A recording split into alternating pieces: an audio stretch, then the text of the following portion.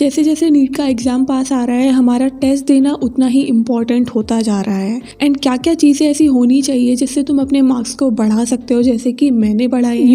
Initially मेरे marks 400 या 450 या 490 के करीब जाते थे and that was not satisfying for me because I was putting my efforts and after every test I feel very demotivated. ये सब क्यों हो रहा था मेरे साथ? क्योंकि कॉन्सेप्ट क्लियर करने के बाद कहीं ना कहीं अपने कॉन्सेप्ट को अप्लाई करके मैं 400 to 500 मार्क्स तो स्कोर कर रही थी मॉक टेस्ट में, but that was not enough. Mock test में अच्छा स्कोर करने के लिए सिर्फ कॉन्सेप्ट ही काफ़ी नहीं होता है। ये चीज़ मैंने बहुत बाद में रियलाइज़ करी कि आखिर मैं कहाँ लैक कर रही हूँ, क्योंकि कॉन्सेप्ट तो सही है but question practice was lacking and variety of question practice ना करने की वजह से मुझे क्वेश्चन का एक्सपोजर नहीं मिल पा रहा था। क्योंकि क्वेश्चन जब हम क्वेश्चन करते हैं तो हमें पता चलता है कि सेम कॉन्सेप्ट को तुमसे कई तरीके से पूछा जा सकता है and this was the main and most important missing part of my preparation.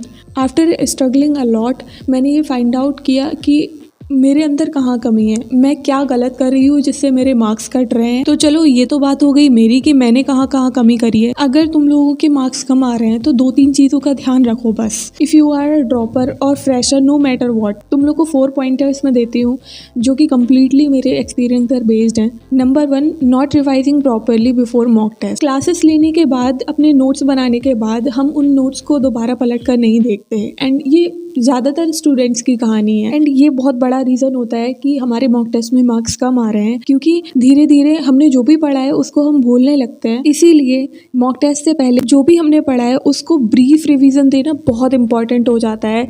एक एक क्वेश्चन, एक एक पॉइंट तुम्हारी आंखों के नीचे से जाना चाहिए टेस्ट देने से पहले एंड सारी चीज़ों को बहुत अच्छे से कवर करना चाहिए। अगर तुम कोई कॉन्सेप्ट भूल गए हो तो दोबारा से लेक्चर पर जाओ और दोबारा से उसी पार्ट को प्ले करो एंड उस कॉन्सेप्ट को बहुत ही स्ट्रॉन्ग करो।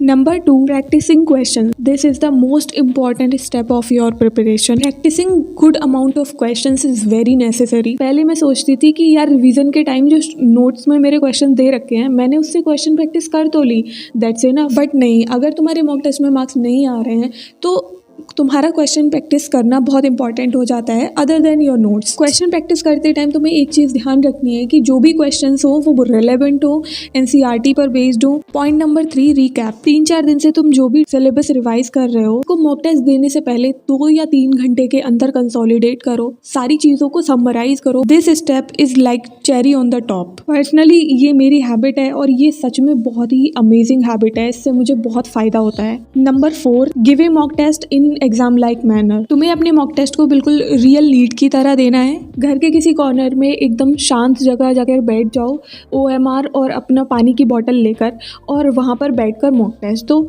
एकदम शांत माहौल में जहाँ तुम्हें कोई डिस्टर्ब करने वाला ना हो। तुम्हारे पास तुम्हारा फ़ोन नहीं होना चाहिए। If you are giving your mock test from your phone, so तुम अपने फ़ोन की सारी नोटिफिकेशंस को ऑफ कर दो उस टाइम पर, एकदम शांत मन से अपना मॉक टेस्ट दो। After following all these steps you can definitely feel that तुम्हारे मार्क्स और तुम्हारा कॉन्फिडेंस दोनों बढ़ गया है। तो thank you so much for watching this video. I hope तुम्हें वीडियो अच्छी लगी होगी और लगी है तो प्लीज़ सब्सक्राइब करो।